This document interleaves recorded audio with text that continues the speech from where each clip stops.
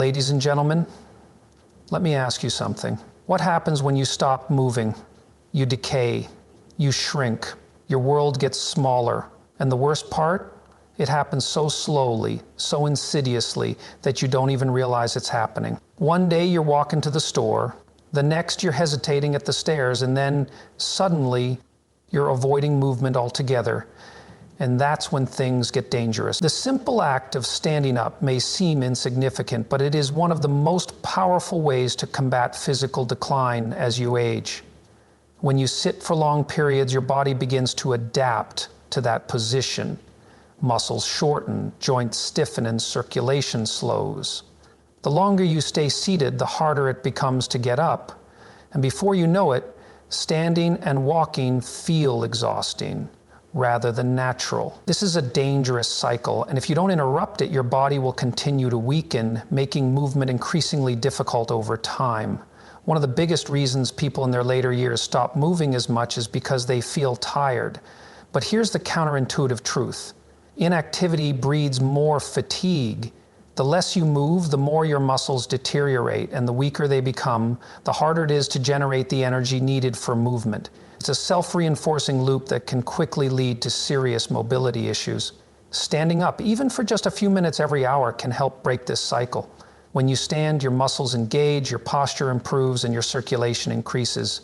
Your heart works a little harder, pumping oxygen-rich blood throughout your body, which helps keep your tissues healthy. Your bones bear weight, which is crucial for maintaining their density and strength. And just as importantly, standing sends a message to your brain, I am still capable. That psychological reinforcement is key, because once you start thinking of yourself as someone who doesn't move much anymore, your body will follow suit. This doesn't mean you have to be on your feet all day. It means making small, deliberate choices that keep your body engaged. When you're watching television, stand up during the commercials. When you're reading, stand for a few pages. When you're sitting, shift your weight, adjust your posture, and prepare to stand even before you do. These little acts, repeated consistently, will keep your muscles active and responsive. There is a biological reality at play here. Your body responds to the demands you place on it. If you regularly stand up and move, even in small ways, your body will adapt by staying stronger. If you remain seated, it will adjust to that too, but in the worst way possible. The choice in many ways is yours, and the sooner you take control, the more mobility and independence you'll preserve for years to come.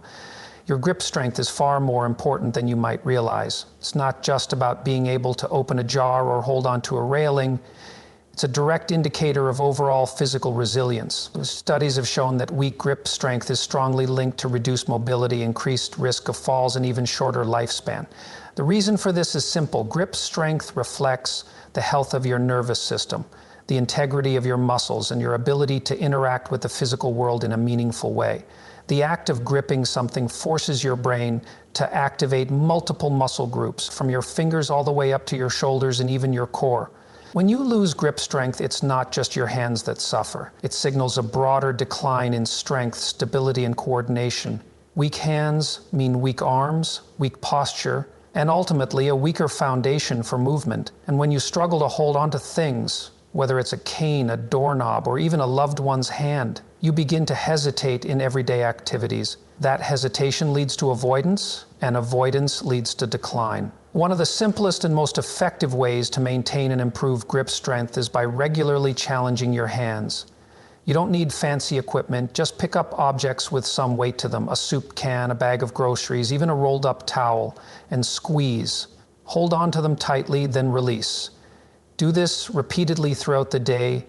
If you want to take it further, invest in a simple hand gripper or a stress ball and use it while watching TV or sitting at the table. These small, deliberate actions send a signal to your body: stay strong, stay engaged, keep functioning.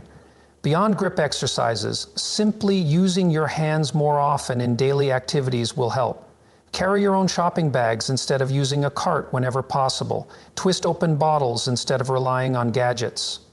Engage with tasks that require fine motor skills, such as writing, knitting, or even shuffling a deck of cards. Every time you challenge your hands, you're reinforcing your connection to the world around you. Losing grip strength isn't just about struggling to hold objects. It's about losing confidence, independence, and control. The more you train your hands, the stronger you remain, and the less likely you are to suffer the consequences of frailty. This isn't just about your hands. It's about keeping your entire body engaged and capable for as long as possible. Stepping outside is not just about getting fresh air. It's about keeping your body and mind connected to reality. When people stop going outside regularly, they unknowingly place themselves in an environment that is too controlled, too predictable, and ultimately too limiting. Indoors, surfaces are flat, temperatures are stable, and everything is within reach. This might feel comfortable, but it's a dangerous kind of comfort, one that slowly erodes your ability to adapt to the natural world. The world outside your door is dynamic and unpredictable. There are slight inclines in the pavement, uneven surfaces, shifting weather conditions, and obstacles that require you to pay attention, adjust your movements, and engage with your surroundings.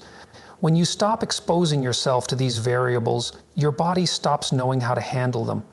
Your balance deteriorates, your reflexes slow, and your ability to navigate the world with confidence diminishes. Eventually, you don't stop going outside because you don't want to. You stop going because you can't. The simplest way to counteract this decline is to make stepping outside a daily habit, even if it's only for a few minutes, even if you only walk a short distance. The act of being outdoors forces your body to engage in ways that indoor spaces do not. Your eyes have to adjust to natural light, which strengthens your vision. Your legs have to handle different surfaces, reinforcing balance and stability. Your mind has to process a wider field of vision, keeping your cognitive functions sharp. One of the most overlooked benefits of being outside is the psychological impact. When you remain indoors for too long, your world shrinks, not just physically, but mentally. The walls around you become a symbol of limitation, but the moment you step outside, you remind yourself that you are still part of something bigger. You expose yourself to movement, to fresh air, to the sounds of life around you. This creates a sense of engagement that is crucial for maintaining not only physical health, but also mental well-being. People often wait until they feel up to it to go outside, but that's the wrong approach. You don't wait until you're strong to move. You move to become strong. Start small if you must. Step onto your porch. Walk 10 feet and back, but do it every day. Because if you don't maintain your ability to step outside now, you may one day wake up and realize that you've lost it entirely. One of the greatest risks to independence as you age is falling. A single fall can lead to injuries that take months to heal, and in many cases, people never fully recover. But falling isn't just about getting older. It's about losing your ability to recover from small moments of instability. The good news is that instability itself is not the problem. The real problem is that most people stop challenging their bodies to deal with it, and over time their ability to adjust, catch themselves, and stay upright begins to fade. Balance is not something that simply goes away with age. It is something that deteriorates when it is not used. If you never put yourself in situations where your body has to make minor corrections to maintain stability, those reflexes weaken. This is why many older adults find themselves suddenly unable to regain balance when they trip or stumble. Their bodies have forgotten how to recover from small imbalances, making the consequences of a larger one catastrophic. The best way to counteract this decline is to deliberately introduce controlled instability into your routine. This does not mean putting yourself in dangerous situations. It means practicing simple movements that train your body to respond to small shifts in balance. Standing on one foot for a few seconds at a time, for example, forces the stabilizing muscles in your legs and core to activate.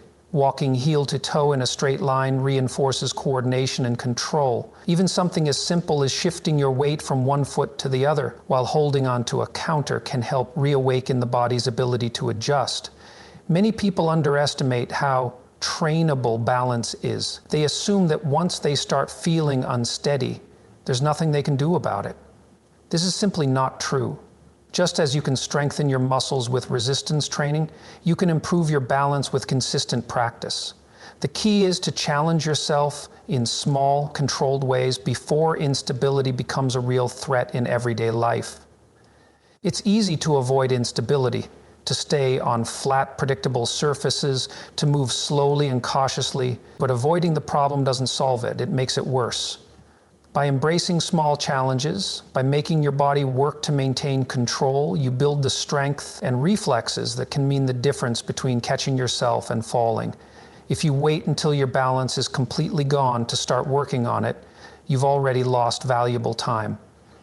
The best moment to start training your stability is now. The core is often misunderstood. People think of it as just the abdominal muscles, but it's much more than that. Your core includes the deep stabilizing muscles in your abdomen, lower back, and pelvis. The muscles responsible for keeping you upright, maintaining balance, and preventing falls. A weak core doesn't just make you feel less stable, it actively contributes to poor posture, back pain, and an increased risk of injury. As people age, they often neglect these muscles, assuming that if they aren't doing sit-ups or going to the gym, there's nothing they can do to keep them strong. That is simply not true. The core is engaged in nearly every movement you make. Every time you stand, walk, reach, or even breathe deeply, your core is involved. The problem is that if these muscles become weak, they stop supporting you properly, and other parts of your body have to compensate. This leads to a chain reaction of discomfort and dysfunction. Back pain from slouching, hip pain from poor alignment, even difficulty standing up from a chair because the muscles responsible for stabilizing your body are no longer working efficiently. One of the simplest ways to strengthen your core is to activate it while sitting. Most people spend hours each day in a seated position, whether at the table, in a chair, or on the couch. Instead of passively sinking into the seat, sit tall and engage your abdominal muscles by gently pulling your belly button toward your spine. Hold this tension for a few seconds, then relax. Repeat this several times throughout the day. This small movement helps reconnect your brain to your core muscles, reminding them to do their job even when you're not consciously thinking about it. Beyond that, standing up and sitting down without using your hands is another excellent way to engage the core. This simple movement forces the deep muscles of your abdomen and lower back to work together, improving stability and strength without requiring any special equipment. Even walking with good posture, keeping your shoulders back, chest open, and engaging your stomach muscles slightly can train your core to remain active throughout the day. Losing core strength isn't just about feeling weaker. It directly affects your ability to move confidently and safely. A strong core allows you to stand taller, move more efficiently, and reduce the risk of falls. If you neglect it, your posture deteriorates. Your movements become slower, and everyday activities become harder. The good news is that even small, consistent efforts can restore this strength, keeping you independent and capable for years to come.